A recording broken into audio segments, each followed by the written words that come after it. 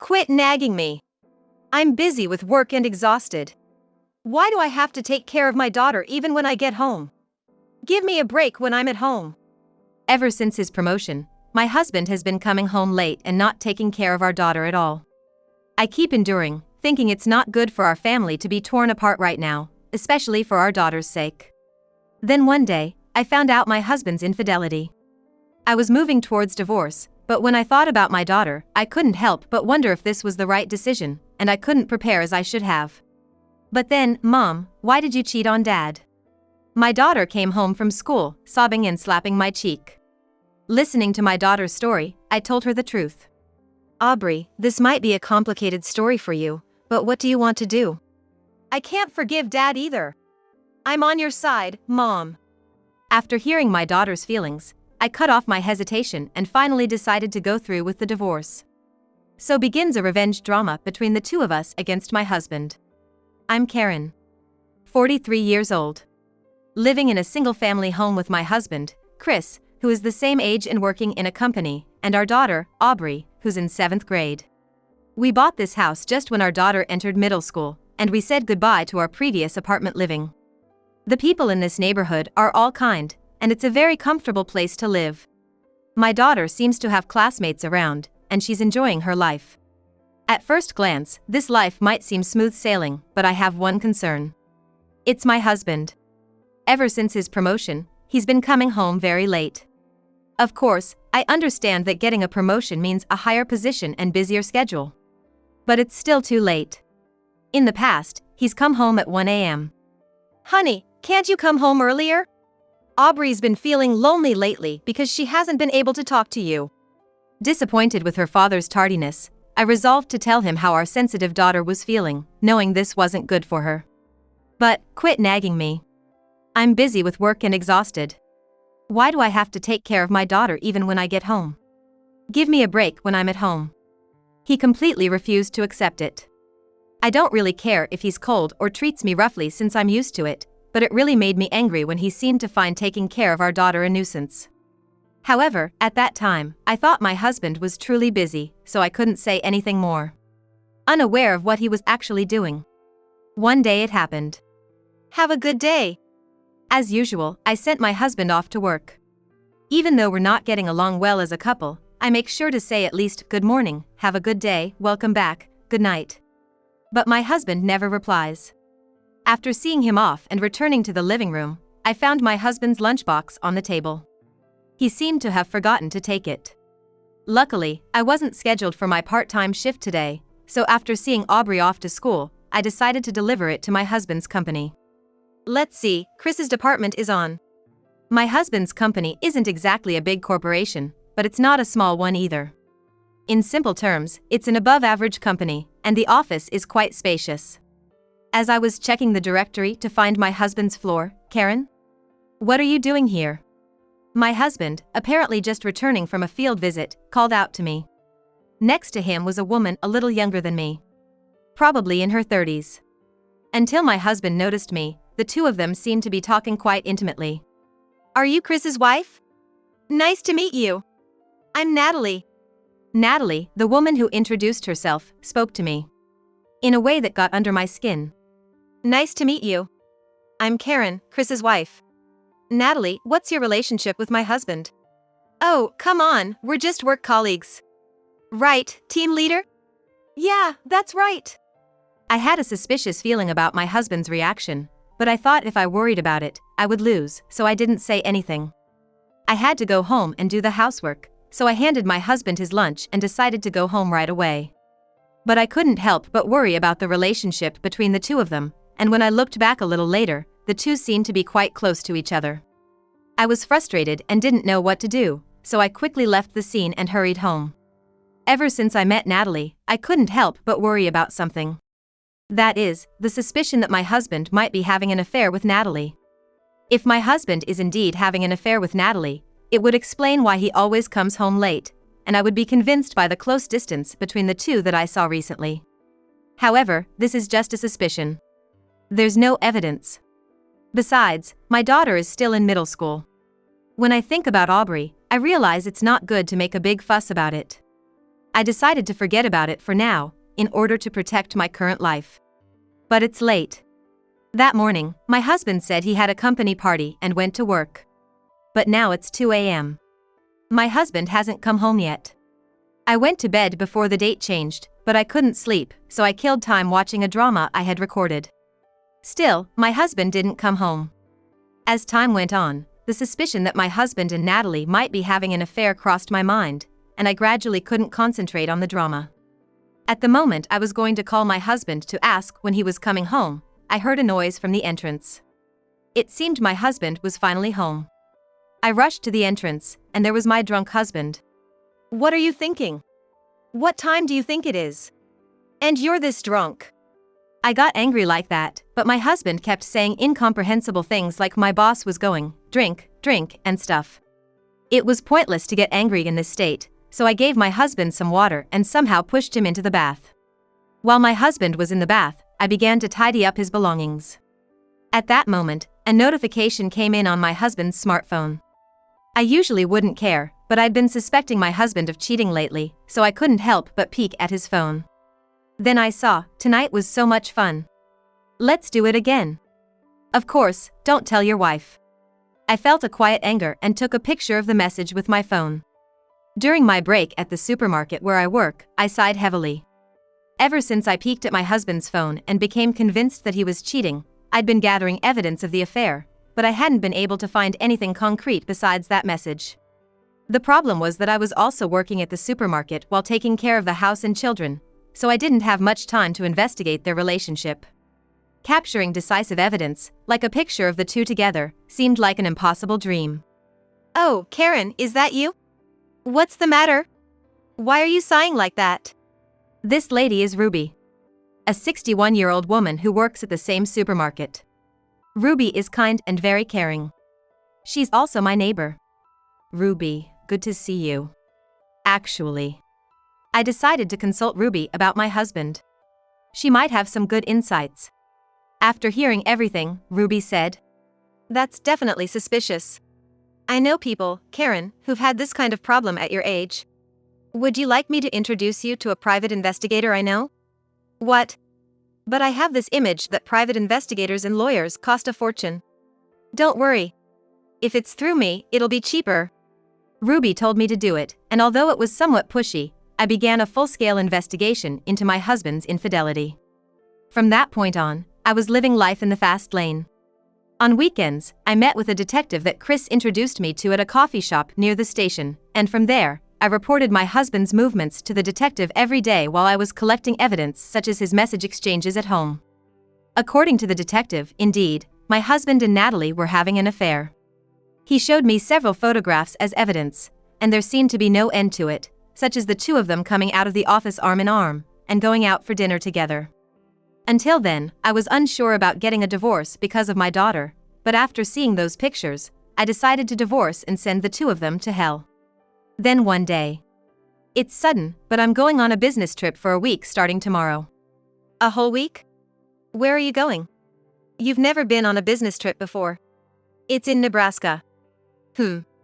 Tough break. I knew at that moment that my husband was not really going on a business trip. Because I saw in the messages between my husband and Natalie that they were planning a trip to Miami. I immediately reported to the detective that my husband seemed to be going on vacation under the guise of a business trip. The next day, my husband left the house early in the morning. My daughter went to school, and I was doing housework as usual, when the detective sent me pictures right away. They showed the two of them happily sightseeing together. I had never seen such a smile on my husband's face. And next to him, Natalie was smiling happily.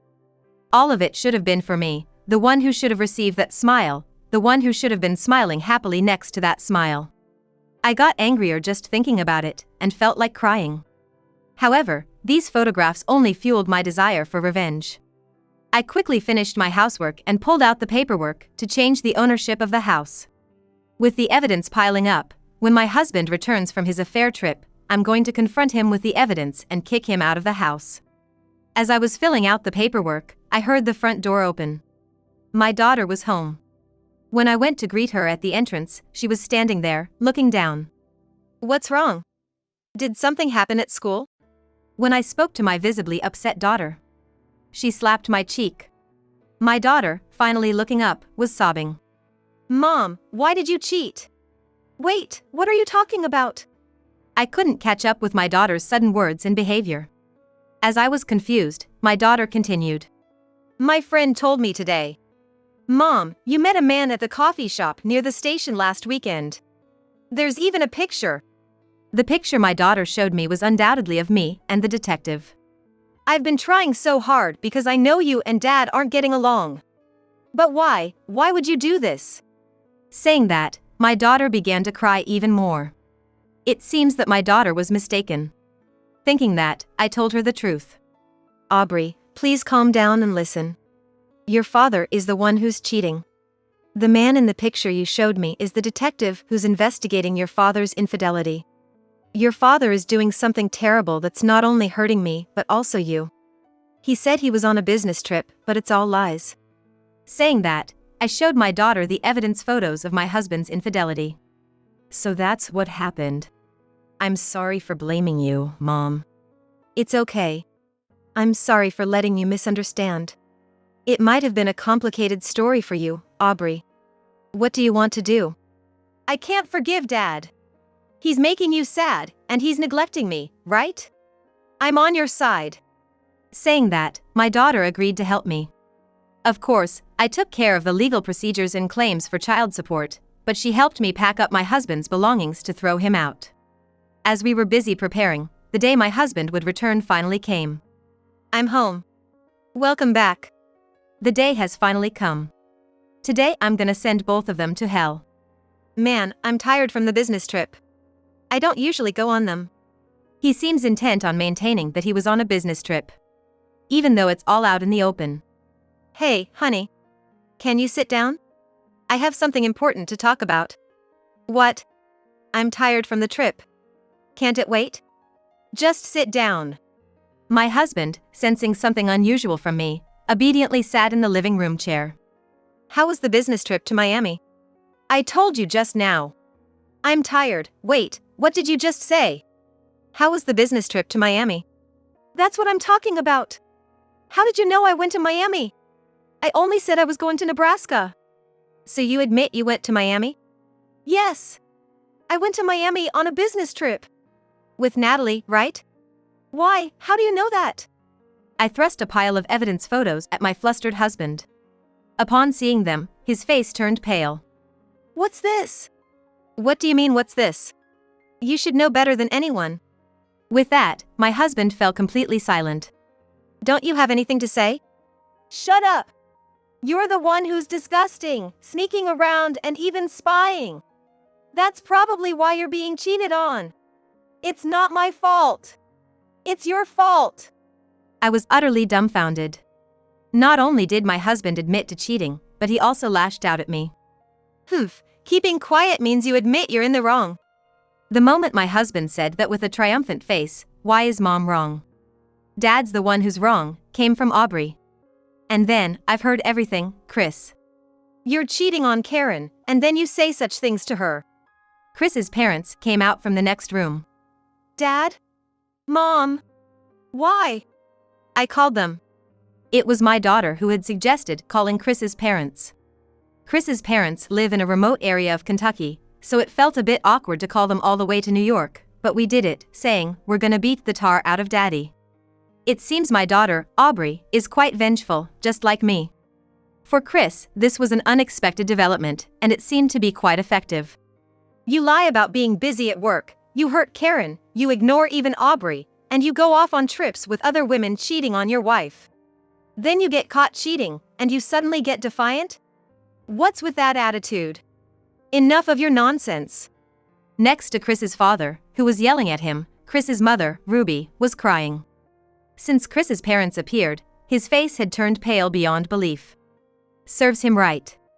Call your mistress here right now. But Chris was still frozen in his chair, unable to believe what was happening before his eyes.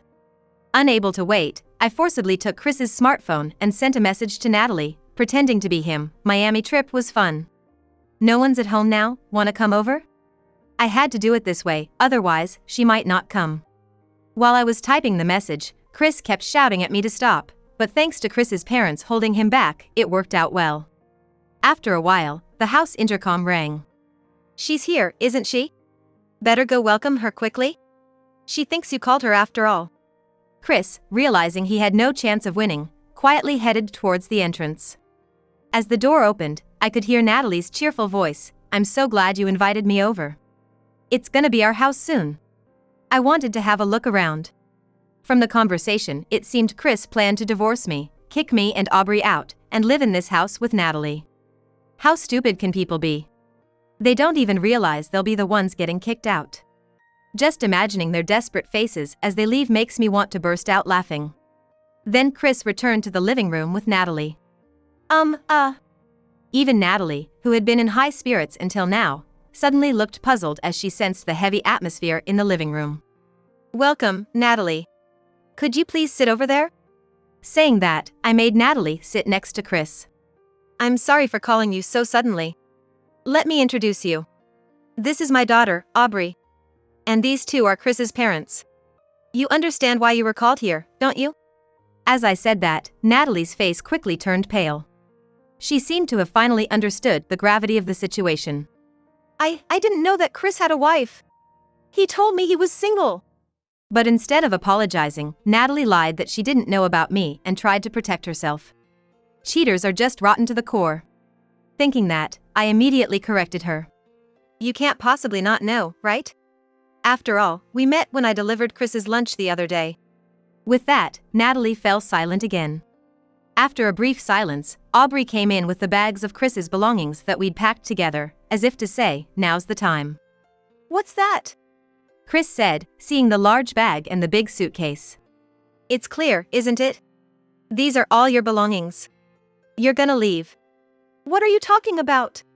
This house is contracted under my name, so you can't possibly do that." "Oh? Really? You don't know, do you? While you were off enjoying your trip, I changed it to my name. Thanks for giving me a whole week to prepare. That's outrageous. Aren't we family? How can you kick out your family like this? The person who's been ignoring me and Aubrey all along shouldn't talk about family, should you?" Saying that, I slapped down a divorce lawyer's business card in front of my husband's eyes. "Let's proceed with the divorce through our lawyers from now on." I forced my dejected husband to nod in agreement. My husband, with tears in his eyes, spoke to his in-laws. "Dad, Mom, please. I'll do anything, just let me stay with you until I find a place to live." But they replied, "We don't have room for a fool son like you. Don't ever associate with us again." "That's right. I don't want to think of you as my son. Don't ever show your face again." And with that, my husband was disowned by his family. The discussion is over. Matters like division of assets and child support will be handled through the lawyer from now on. If you understand, both of you leave now. With that said, the two of them got up and slowly headed towards the front door. On their way out, Natalie asked, "Aubrey, was it? Aubrey, why don't you come with us? I'm definitely better than your mom, you know?" I was dumbfounded by this. He had cheated without apologizing and seemed to be trying to win over my daughter in self-preservation. I thought about giving her a piece of my mind, but my middle school-aged daughter said, "There's no way a terrible person who cheats is better than my mom," and that must have shocked her, as she drooped her shoulders and went home. After that, we communicated through the lawyer. My husband begged many times to meet and apologize, but I steadfastly refused. I never want to see or hear him again. It seems that word of this incident spread to their company, and they were both fired right away. As for Natalie, it seems that by deliberately sending the notice for emotional distress compensation to her parents' home rather than her own, Natalie's parents have come to know the whole story. Apparently, she has been taken back to her family home and is now being watched over by her parents. Thanks to that, the two were forced to break up. I received a phone call from Natalie's parents apologizing deeply. My husband, having been disowned by his family and left without a place to go, his whereabouts are unknown to anyone. Well, I'm not interested, anyway. As for me, Mom. Ruby's here. Yes, just wait a minute. Several months have passed since the incident. After I kicked them out, Ruby had introduced me to a private investigator, so I went to report and thank her as well. Karen, you really did a great job. There might be more struggles ahead, but since we're neighbors, I'll support you in any way I can. She said so. Since then, Ruby has been coming to my house often, taking care of various things for us. Aubrey has grown quite fond of Ruby. Since the incident, my in-laws have been very good to us, sending over homegrown vegetables and Aubrey's favorite candies. Raising a child on my own has its challenges, but thanks to the support from Ruby, my ex-in-laws, and others around me, my daughter and I are living happily in our home as usual. Ruby, thank you for always looking after my daughter. It's fine. Aubrey is such a good girl, she's like my own granddaughter. So don't hesitate. What about you, Karen? How's that guy you've been talking about? What? Ruby, that's still a secret. I've made a fresh start. Maybe Aubrey will have a new dad in the near future.